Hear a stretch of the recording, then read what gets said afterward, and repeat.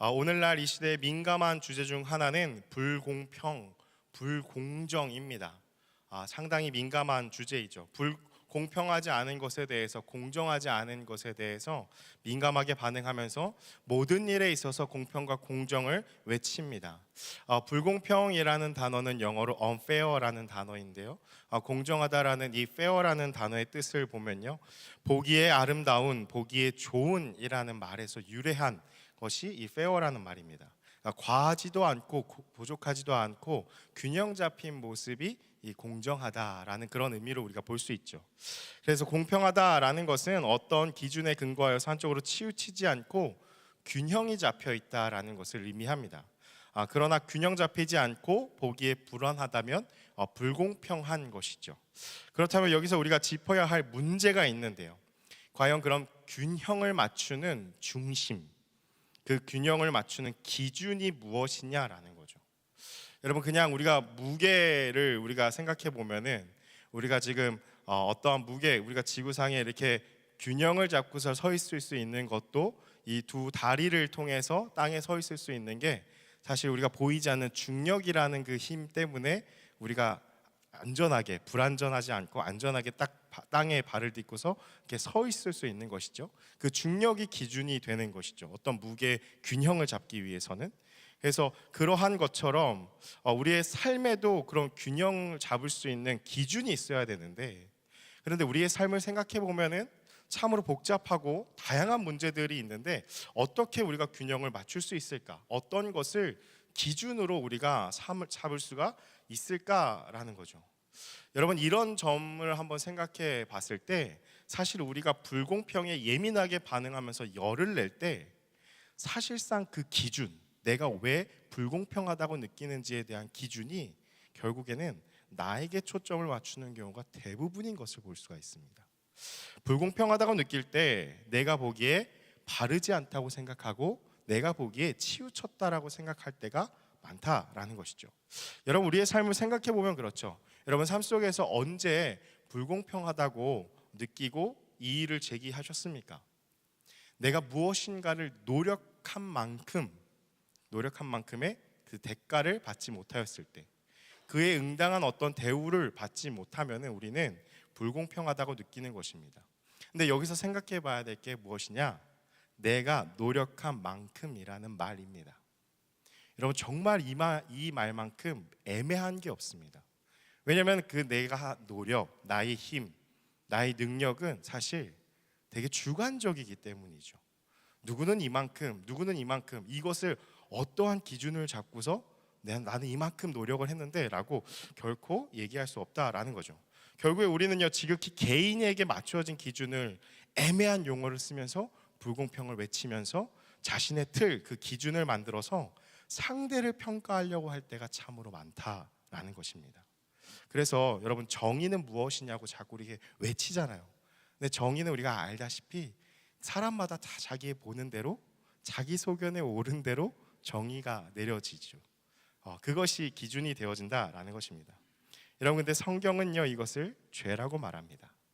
여러분, 우리가 잘 아는 이 문장은 사사기뿐만이 아니라 노아의 홍수 사건 이전이나 오늘날까지도 그 원리가 그대로 적용되고 있는 것을 볼 수가 있죠. 자기 자신이 모든 것의 기준이 되는 것입니다. 그것이 바로 죄입니다. 오늘 본문의 말씀은요, 기독교의 진수라고 할 수 있으면서 전부라고 할 수 있는 이 원수 사랑이 나타나죠. 우리가 너무나 잘 아는 말씀입니다. 이 말씀을 받아들이기에 앞서서 우리가 앞에서 나눈 것과 같이 이 원수에 대한 기준에 대해서 우리가 한번 질문해 봐야 한다라는 것입니다. 여러분, 말씀을 보면요, 예수님께서는 먼저 그때 당시에 많은 사람들이 적용하고 있는 이 이야기를 하십니다. 43절 말씀 보면, 이웃은 사랑하고 원수는 미워하라 라는 이 말씀의 이해에 대해서 문제 제기를 하시죠. 여러분, 근데 잘 생각해 보시면 이웃 사랑은 레위기의 말씀에 나와 있죠. 내용과 같이 이웃을 사랑하라 라는 것들은 레위기의 말씀에 나와 있어 우리가 잘 아는 말씀입니다. 근데 여러분, 한번 들어보셨습니까? 원수를 미워하라는 것. 성경 어디에서 우리가 근거를 찾을 수 있을까요? 사실 없습니다. 원수를 미워하라 라고 우리에게 가르쳐 주시진 않았다라는 거죠. 고로 이 문장은요, 원수를 미워하는 것을 정당화시키기 위한 이 시대 가운데 용인이 있었다라는 거죠. 그래서 예수님께서 이것을 율법을 다시 한번 재해석하시면서 오해를 바로잡아 주시는 것입니다. 여러분, 이 말씀 앞에 먼저 누가 이웃이고 누가 원수인가, 그 기준이 무엇인가, 그 기준은 무엇을 근거로 하는가를 한번 생각해 보자라는 것이죠. 여러분은 누구를 이웃으로, 누구를 원수로 생각하십니까? 여러분, 아마도 우리 모두가요, 다 팔은 안으로 굽는다라는 그런 속담과 같이요, 나에게 자신에게 유익을 주는 사람이면은 선한 이웃이라고 생각하고요, 나에게 조금이라도 해를 가한다라고 생각하면 악한 원수라고 생각을 할 것입니다. 여러분, 이러한 근거로 우리가 기준을 삼는 것이 당연하다고 생각되십니까? 당연한 거 아니야? 나한테 좀 해를 가하는데 당연히 원수고, 나한테 좋게 대하는데 그럼 당연히 좋은 사람, 이웃이지. 여러분, 그렇다면 혹시 그거에 대한 성경적인 근거는 있으십니까? 사실 이런 모습은요, 자기중심적이라는 죄악된 사고에서 나온 것이죠. 왜 그렇습니까? 내 감정과 기분에 근거한 것입니다. 그 근거는 내 감정과 기분이죠. 그리고 자신 스스로가 선과 악을 나누는 기준이 된 것입니다. 그래서 그 기준으로 타인의 선, 악을 내가 내 기분과 내 감정대로 판단을 하고, 저 사람은 선한 사람, 저 사람은 악한 사람이라고 사실 판단하고 있다라는 것이죠. 사랑하는 여러분, 바로 이것이요, 선악을 알게 하는 나무의 열매를 따먹은 인류가 맞이한 결과라는 것입니다. 선악을 알게 하는 나무의 열매를 먹지 말라고 하나님이 말씀하신 이유가 무엇일까요? 선악을 판단하는 그 기준은 하나님께 있다라는 것입니다. 그거는 하나님의 주권이라는 거죠. 그렇다면 우리가 그 하나님의 말씀을 무시하고 그것을 먹게 되었을 때 그 약속을 깨고 먹었다라는 것은 어떤 의미고 어떤 결과인가? 이제 선악을 판단하는 그 기준이 내가 되겠다고 하나님 앞에서 선포한 것입니다. 선악을 판단하는 기준은 하나님 것이었죠. 그런데 제가 그것을 하겠습니다라고 한 것이 바로 선악과를 따먹은 인류의 결과라는 거죠. 여러분, 그래서 선악과 사건의 중요한 의미가 무엇이냐면 선악의 판단의 그 기준을 내게로 가져온 것입니다. 그것이 오늘날 이루어진 결과라는 거죠. 여러분, 그러므로 인간과 하나님과의 관계는 깨어졌죠. 그리고 인간은 하나님이 불편해졌습니다. 그래서 하나님이 아담을 찾으실 때 어떻게 되죠? 내가 숨었다고 얘기를 하죠. 하나님의 낯이 이제 보기가 껄끄러운 것이죠. 여러분, 하나님 아닌 것을 압니다. 자신도 하나님이 되지 못한다는 것을 압니다. 그런데 그럼에도 불구하고 내가 하나님 행세를 하고 싶기 때문에 그렇게 낯을 피해서 숨었다. 진짜 하나님을 만나니 불편한 것이죠. 여러분, 그러한 죄된 영향이 오늘 본문의 배경 속에 그대로 나타납니다. 선악을 알게 하는 이 기준을 인간 스스로가 가지고서 나에게 유익이 되면 이웃, 해가 되면 원수라는 형제 자매를 함부로 판단하려는 것입니다. 예수님은 이들에게 오해된 이 하나님의 말씀을 정결케 하시면서 율법의 의미를 정결케 하시는 것을 볼 수가 있습니다. 우리 44절의 말씀을 다시 한번 함께 읽기 원합니다. 우리 함께 읽겠습니다. 시작. 나는 너희에게 이르노니 기도하라. 아멘. 여러분, 예수님은요, 원수 사랑에 대해서 아주 구체적으로 말씀하시죠. 원수를 사랑하는데 박해하는 자를 위해서 기도하라고 말씀하십니다. 여러분, 되게 어렵죠? 어렵지 않습니까? 근데 여러분, 이 말씀이 한편으로는 쉽습니다. 왜 그럴까요? 여러분, 우리는 기도할 수 있습니다. 박해받는 자를 위해서, 원수를 위해서 기도할 수 있죠. 어떤 말씀을 근거로요? 우리 시편의 말씀을 근거로요. 시편의 말씀은 우리의 마음을 시원케 하는 말씀이 많죠. 어떤 말씀이죠? 하나님, 저 원수들의 뺨을 치시고 악한 자의 일을 꺾으시옵소서. 기도할 수 있습니다. 기도하라라는 것이죠. 그래서 아멘, 네, 기도할게요 주님, 할 수 있죠. 여러분, 그러나 우리는요, 이 원수 사랑의 말씀의 뉘앙스가 무엇인지를 알고 있죠. 형제 자매를 복수의 눈으로 바라보지 말고 형제 자매를 사랑의 눈으로 바라보라는 것입니다. 예수님은 여기서 더 나아가서 45절에 우리의 마음을 아주 불편하게 하시는 말씀을 합니다. 45절 말씀도 우리 같이 함께 새번역 성경의 버전인데요, 우리 같이 한번 읽어보겠으면 좋겠습니다. 함께 읽겠습니다. 그래야만 너희가 하늘에 계신 자녀가 될 것이다. 아버지께서는 악한 사람에게나 선한 사람에게나 똑같이 해를 떠오르게 하시고 의로운 사람에게나 불의한 사람에게나 똑같이 비를 내려주신다. 뭐라고 나타납니까? 45절 처음에 말씀 보니까 원수를 사랑하고 박해하는 자를 위해서 기도하는 자만이, 그래야만이 너희가 하늘에 계신 너희 아버지의 자녀가 된다라고 말씀하시죠. 반대로 그렇게 하지 않는다면 너희는 나의 자녀가 아니다라는 뜻입니다. 여러분, 그렇다면 원수 사랑은요? 해야만 하는 것이죠. 왜요? 우리는 하나님의 자녀이기 때문이죠. 그렇다면 우리는 어떻게 원수를 사랑할 수 있을까? 이 45절 하반절의 말씀에 힌트가 있죠. 우리의 하늘 아버지께서는 악한 자 선한 자 모두에게 해를 비춰주시고 의로운 자 불의한 자 모두에게 비를 내리신다라는 것입니다. 다시 말하면 하나님의 은혜가 모든 자들에게 미친다라는 것이죠.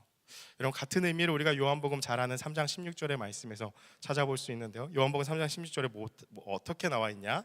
하나님이 세상을 이처럼 사랑하사 독생자를 주셨으니 이는 그를 믿는 자마다 멸망하지 않고 영생을 얻게 하려 하심이라. 여러분, 참으로 이 말씀이 아쉽게도요, 우리 마음에 아쉽게도요, 믿는 자마다라고 번역이 되었다라는 것입니다. 믿는 자 중에라고 하면 얼마나 좋을까요? 하나님을 다 믿긴 한데 그 중에서 어떤 사람은 하나님이 예뻐하시고 어떤 사람은 싫어하신다. 아무리 다 믿는다고 해도 얘는 천국 갈 수 있고 얘는 지옥 간다라고 하면은 아마 그런 말씀이 우리 마음을 시원케 할 것입니다. 하나님, 어떻게 저런 애가 천국을 갈 수 있냐고, 어떻게 저런 사람이 지옥을 안 가냐고 우리가 판단할 수 있기 때문이죠. 여러분, 그러나 믿는 자 중에가 아니라 믿는 자마다 하나님이 세상을 이처럼 사랑하시는 그 사랑을 전심으로 받아들이는 모든 자들은 구원을 받는다라고 말씀하십니다. 여러분, 우리는 먼저 우리 모두를 사랑해 주시는 그 하나님의 사랑에 대해서 한번 생각을 해봐야 합니다. 여러분, 하나님이 이처럼 사랑하신 그 사랑이 어떤 사랑입니까? 더 마음을 불편하게 하는 이 로마서 5장 10절과 11절의 말씀이 있는데요, 우리 같이 함께 읽어보겠습니다. 시작. 곧 우리가 원수 되었을 때에 그의 아들의 죽으심으로 말미암아 하나님과 화목하게 되었은즉 화목하게 된 자로서는 더욱 그의 살아나심으로 말미암아 구원을 받을 것이니라. 그뿐 아니라 이제 우리로 화목하게 하신 우리 주 예수 그리스도로 말미암아 하나님 안에서 또한 즐거워하느니라. 아멘. 아멘이 좀 적으시죠? 말씀을 보시면 어떻게 됩니까? 에덴 동산에서 죄를 지고 쫓겨난 우리와 하나님과의 그 기본적인 관계가 어떻죠? 원수라고 표현을 합니다. 원수라는 것이죠. 여러분, 우리가 이 말씀을 정말 깊이 묵상하고 받아들여야 합니다. 왜냐하면 우리는 은연중에 하나님과 좋은 관계라고 착각하고 있기 때문입니다. 하나님과 우리와의 기본적인 관계는 아담의 타락 이후로 원수라는 것이죠. 여러분, 많이 양보해서 불편함이 있고 껄끄러운 관계 정도로까지만 생각한다라는 것이죠. 그러나 성경은 분명히 말합니다. 우리와 하나님과의 관계는 원수다. 그런데요, 이 원수된 관계, 이것으로 끝이 아닙니다. 원수된 관계에 설상가상으로 어떤 일이 일어나죠? 아까 우리가 읽었던 10절 말씀 보시면은 우리를 위해서 어떻게 해요? 그의 아들의 죽으심으로 말미암아. 이미 원수된 관계인데 거기에 어떻게 되죠? 하나님의 아들이 우리를 위해서 죽으셨다라는 거죠. 여러분, 어떤 관계로 더 발전되었습니까? 철천지 원수가 되었습니다. 그냥 원수도 아닙니다. 원수인데 이미 생각만 하면 꼴 보기도 싫고, 말은 왜 저렇게 해? 난 항상 늘 적대적인 감정이 있어 라는 그러한 원수된 관계였는데, 그 원수된 관계를 위해서 자신의 아들이 죽었다라고 생각한다면 어떻게 되죠? 정말 철천지 원수죠. 하늘 아래 이와 같은 원수는 없는 것입니다. 사랑하는 여러분, 하나님 앞에 그 원수가 누굽니까? 바로 나입니다. 옆 사람이 아니고요, 바로 내가 그 원수라는 거죠. 그런데 우리는 지금 하나님 앞에 어떤 자로 생각하죠? 어떤 영화의 대사 같이요, 호의가 계속되니까 권리인 줄 압니다. 그렇게 우리는 하나님이 나를 구원해 주셨고 자녀 삼아 주셨다고 기뻐하는 것은 너무나 좋죠. 그런데 그 기쁨이 나중에는 당연한 권리가 되면서 심지어는 받은 은혜에 대해서 없었던 일로 생각하기까지 한다라는 것입니다. 여러분, 우리가 잘 분별해야 할 것이 있는데요, 이것은요 죄의식을 가지라는 말이 아닙니다. 어떤 의미입니까? 내가 원래 하나님과 원수되었던 사이였다는 것, 그런데 하나님께서 나에게 베푸신 은혜를 기억해야 한다라는 것입니다. 오늘날 우리의 문제는 예수님의 십자가의 사건과 죄인이라는 이 고백을 세례 이후로는 잘 하지 않는다라는 것입니다. 아니, 조금 더 양보해서 그냥 매해 사순절 기간만 되면은 날 위해 죽으셨지 라고 예수님의 죽음을 애도하는 정도, 그래 나 죄인이지 라고 생각하는 것이 문제라는 거죠. 여러분, 그러면서 상대적으로 강조하는 것은 무엇이죠? 하나님이 우리를 자녀 삼아 주셨으니 기뻐하라는 것만 강조합니다. 그 원래 관계는 우리가 싹 지워버리고 나 이제 하나님의 자녀라고 기뻐하라고만 가르친다라는 거죠. 여러분, 사실 복음의 기쁨이라는 것이 무엇입니까? 그냥 교회를 다니면서 아무런 문제 없이 그냥 두루두루 좋은 관계를 맺으면서 좋은 게 좋은 거지 하면서 내가 원하는 대로 사는 게 그게 교회 생활하면서의 예수를 믿으면서 기쁨일까요? 여러분, 그런 삶이 아닙니다. 하나님의 기쁨은요, 그 정도로 시시하지 않습니다. 하나님이 우리에게 말씀하신 그 기쁨은, 우리에게 주신 기쁨이라는 것은 원수된 우리를 살려주시는 그 사랑, 아무런 자격 없는, 공로 없는 우리에게 베풀어 주신 구원에 대한 감격, 감사의 기쁨이라는 거죠. 여러분, 다윗의 고백이죠. 시편 51편 12절의 말씀을 보면은 이렇게 고백을 합니다. 우리 함께 읽어보겠습니다. 시작. 주의 구원의 즐거움을 내게 회복시켜 주시고 자원하는 심령을 주사 나를 붙드소서. 여러분, 다윗이 죄를 짓고서 그가 하나님 앞에 고백하였던 기도가 어떠한 기도였냐면, 하나님 나에게 기쁨을 회복시켜 주시는데 어떠한 기쁨입니까? 그냥 교제하고 함께 뛰어놀고 아하하호 아무런 그러한 그런 얕은 기쁨인가요? 아니죠. 구원의 즐거움, 하나님 구원의 기쁨이 내 안에 회복되게 하여 달라고 기도하였다라는 것이죠. 여러분, 성도가 하나님 앞에 누릴 수 있는 기쁨은 구원의 기쁨밖에 없습니다. 그 외의 기쁨이 우리 가운데 있다라는 것은 사실 기복주의의 물탄 복음일 가능성이 높습니다. 여러분, 성도가 이 기쁨에서 벗어나서 세상의 기쁨을 이 교회 안에서 추구하게 되니까 교회를 다니고 예배를 드려도 기도를 해도 삶이 공허하고, 상대방에게, 형제 자매에게 말을 함부로 하고, 상처 주는 말을 하고, 또 서로 비교하면서 화를 내고 분노하고 원수들이 많아지는 것이죠. 여러분, 성도는 그 구원의 기쁨으로부터 하나님과 교제하는 그 기쁨을 누릴 수 있는 것입니다.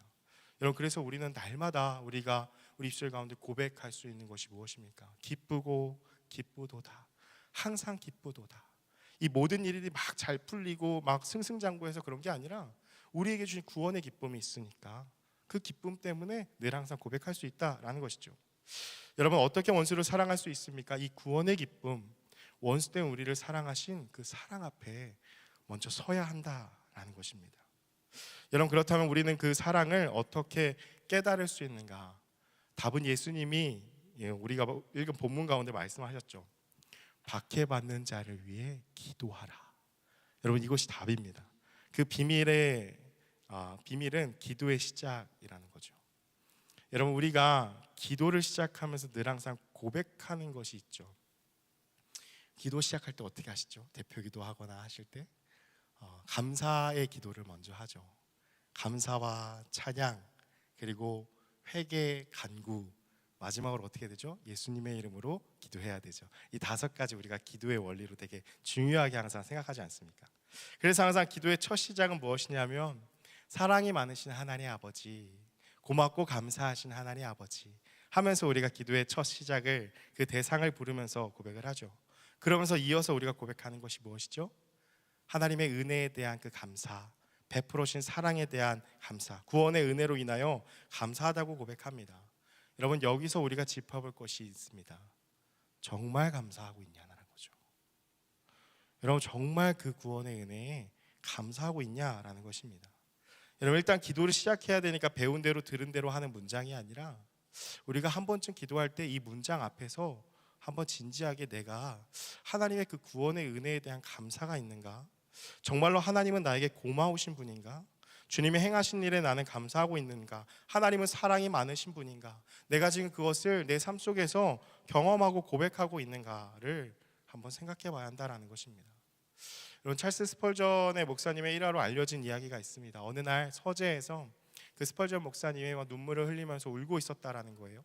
아내가 들어와서 왜 당신이 이렇게 우냐라고 했을 때 스펄전 목사님이 이렇게 고백했다고 하죠. 십자가를 바라보는데 아무런 감동도 없고 눈물도 나지 않은 내 모습을 바라보면서 눈물이 났다라고 얘기했다라는 거죠. 그러면서 고백하면서 눈물을 흘렸다라는 것입니다. 여러분, 어떠한 거죠? 다시금 구원의 기쁨, 감격, 그 하나님의 사랑과 은혜가 충만하게 경험되어지고 고백되기를 간절히 원한 것입니다. 여러분, 이것이 스펄전 목사님만의 고백일까요? 그렇지 않죠. 예수님을 만난 모든 사람들은 바로 이 감격, 감사, 찬양, 이 고백이 있다라는 것입니다. 수많은 믿음의 선진들은 다 이와 같은 고백을 하였습니다. 여러분, 사도행전에 나타난 베드로의 설교만 봐도 그렇지 않습니까? 여러분, 사도행전 2장 37절에 베드로의 설교를 듣고서 어떠한 무리가 어떠한 반응을 나타나는가, 우리 함께 읽겠습니다. 시작. 그들이 이 말을 듣고 마음에 찔려 베드로와 다른 사도들에게 물어 이르되 형제들아 우리가 어찌할꼬 하거늘. 여러분, 그들이 이 말을 듣고 마음에 찔렸다라는 것은 단순히 유감이네라는 정도가 아닙니다. 이 말은 헬라어로 카타니소라는 단어인데요, 어떠한 거냐면 땅이 움푹 패이는 충격을 말합니다. 베드로가 설교를 하자 그들의 마음 가운데 어떠한 충격이 있었는가? 심장이 두근거리고 누군가 가슴을 짓밟은 것 같은 강도의 그 충격이 있었다라는 거죠. 그 충격이 그들을 사로잡았고 주체할 수 없이 마음이 요동하기 시작한 것입니다. 여러분, 이게 하나님의 사랑을 경험한 구원의 기쁨을 가지고 있는 자의 반응이라는 것이죠. 사랑하는 여러분, 우리가 원수를 사랑하기 위해 무엇을 해야 하는가? 예수님의 십자가 앞에 나아가야 합니다. 그 주님 앞에 서야 됩니다.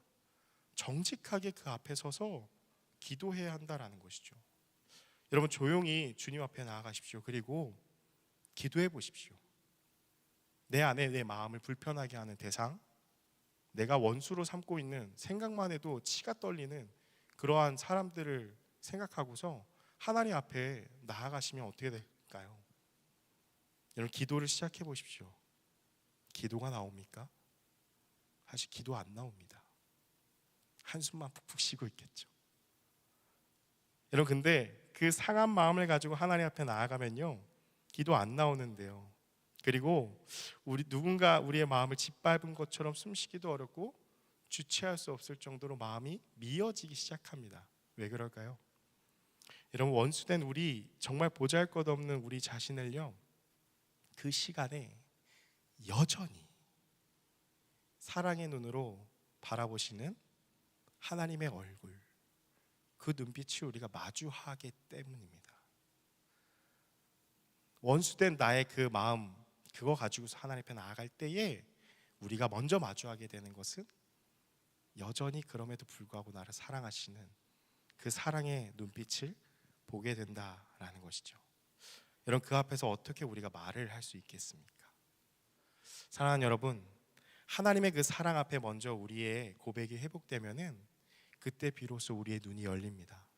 우리의 눈이 열려서 내가 원수를 삼는 그 사람을 바라보게 되면 철천지 원수로 보였던 자들이 원수가 아니라 내가 사랑해야 하는 이웃, 형제, 자매로 보이도록 우리의 시선이 달라진다라는 것입니다. 그렇다면 정말 그 원수된 형제, 자매와의 관계 회복을 위해서 우리가 어떻게 해야 할까?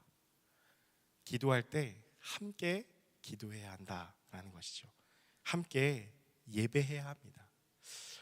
이번 주 중에요, 제가 한 기사를 보았습니다. 우리나라의 유명한 피아니스트고 지휘자인 한 분이 클래식계의 정말 유명한 그 이태리에 있는 라스칼라 극장의 음악 감독이 되었다는 어떤 기사를 봤어요. 근데 그 기사에서 마지막에 그 한마디를 했는데 이 문장이 참으로 마음에 좀 남았습니다. 어떻게 얘기를 했는가? 우리나라 사람들이 좀 더 덜 날카로워졌으면 합니다. 그러면서 하는 말이, 음악인이니까 또 이런 말 하더라고요. 서로 같이 노래하면 싸울 수가 없거든요. 그래서 같이 많이 노래했으면 좋겠습니다. 라는 인터뷰를 보았습니다. 사랑하는 여러분, 원수된 사람, 조금이라도 불편한 자의 관계를 회복하기 위해서 우리가 어떻게 할 수 있을까요? 어떠한 방법도 사실 안 됩니다. 여러분, 시간 지나면 해결됩니까? 아니죠. 경험해 보셨잖아요. 여러분, 시간 지나면 더 마음에 화가 올라옵니다. 어떤 화가 올라오죠? 내가 그때 이렇게 말을 했어야 되는데 하면서 더 화가 나죠. 시간 지나고서도 해결 안 됩니다. 원수랑 같이 밥 먹으면 해결될까요? 체하죠. 원수랑 같이 밥 먹으면 어떤 것으로도 해결이 안 됩니다. 어떻게 해결할 수 있을까요?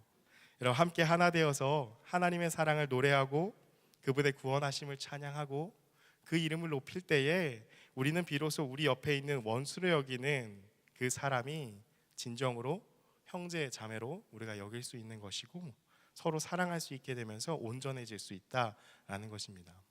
여러분, 이런 현장이 어디입니까? 전교인 수련회입니다. 여러분, 수련회가 왜 가죠? 수련회를 준비하고 홍보하고 신청을 받으면서 여러 가지 이야기를 많이 들었습니다. 결론은 한 가지였습니다. 불편하다라는 것이죠. 불편하기 때문에 신청하기도 싫고, 불편하기 때문에 가기 싫다라는 게 사실 우리 마음 가운데 주된 이유입니다. 여러분, 근데 반대로 우리가 편한 것을 생각하려면은 사실 그냥 내가 마음에 맞는 사람들하고 좋은 호텔 잡아놓고 여행 가시면 됩니다. 맞습니다. 수련회는요, 불편하기 위해서 가는 것입니다. 수련회는 좀 불편하고 입냄새도 풀풀 나고 땀 냄새도 나고 옆에 있는 사람이랑 낯선 사람이랑 같이 자야 되고 어려움을 겪으려고 수고하려고 가는 것입니다. 왜 그럴까요? 이 형제, 이 자매가 하나님께서 나에게 맡겨주신 진정으로 사랑해야 될 형제, 자매라는 것을 하나님의 성령 안에서 함께 예배하고 찬양하고 축복하면서 그 모든 막힌 담들을 허물어뜨리기 위해서 가야 한다라는 것입니다. 육체적으로는 좀 어려움이 있죠. 불편합니다. 그런데 영적인 기쁨이 거기에 있기 때문에 바로 간다라는 것이죠. 사랑하는 여러분, 말씀 한 구절 보면서 말씀을 마무리하려고 하는데요. 마태복음 5장 48절의 말씀에 이렇게 말씀하면서 이 원수를 사랑하라는 단락이 마무리가 됩니다. 우리 같이 함께 읽겠습니다. 그러므로 하늘에 계신 너희 아버지의 온전하심과 같이 너희도 온전하라. 이런 원수를 사랑함으로 우리가 온전함을 이루기 원하시는 주님의 마음입니다. 원수를 왜 사랑해야 되냐면 그 이유는 뭐냐면, 그 하나님의 마음이 뭐냐면, 너희가 불편한데 그것을 굳이 해야 되는 그 이유가 뭐냐? 바로 너희가 온전해지는 길이기 때문이다. 너희가 거룩해지는 길이기 때문이다. 그래서 원수를 사랑하라고 말씀하시는 것이죠. 사랑하는 여러분, 혹시 이 원수 사랑이라는 이 말씀 앞에 여전히 그것은 불가능하다고 생각하면서 현실적으로 도저히 가능하지 않은 메시지를 예수님이 그저 교훈적으로 이렇게 살면은 좋아 라는 정도로 하신 거야 라고 혹시 치부하시는 분 계십니까? 여러분, 이 말씀은 불가능하다고, 그렇게 살지 못한다고 하면서 그냥 묻어두신 분 계십니까?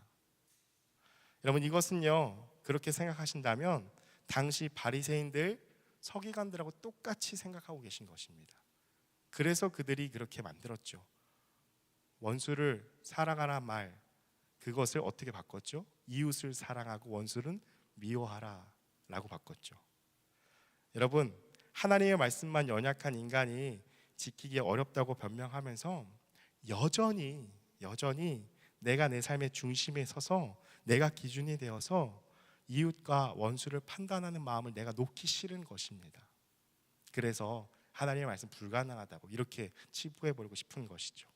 끝까지 내 마음대로 이웃을 사랑하고 원수는 끝까지 미워하고 싶은 것입니다. 여러분, 이것은요, 주님이 가능하다고 말씀하신 것을 제안하는 교만입니다. 겸손이 아니라 교만이죠. 여러분, 기억하십시오. 우리를 하나님의 형상으로 만드신 하나님께서는요, 그렇게 불가능해 보이는 이 현실 속에서 원수된 우리를 향한 사랑을 베풀어 주셨다라는 것입니다. 하나님은 불가능한 일을 행하셨다라는 거죠. 이런 그 위대한 사랑을 우리가 경험하면은 우리 안에 심겨진 그 말씀의 DNA가 활성화가 됩니다. 그러면서 그 말씀이 다시 우리가 하나님을 닮도록 그렇게 우리를 사랑하여 주심. 그래서 우리도 그런 원수를 사랑하도록 우리를 빚어 가신다라는 것입니다.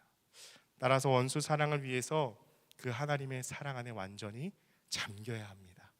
우리가 아까 찬양했던 것처럼 예수의 사랑, 예수의 사랑 바닷물결 같이 내게 임하니, 바다 가운데, 그 사랑의 바다 가운데 완전히 잠겨야 합니다. 어설프게 여러분 발만 담그지 마시고 완전히 잠겨야 됩니다. 자꾸 발만 담그고 있으니까 원수를 사랑하지 못하는 것입니다.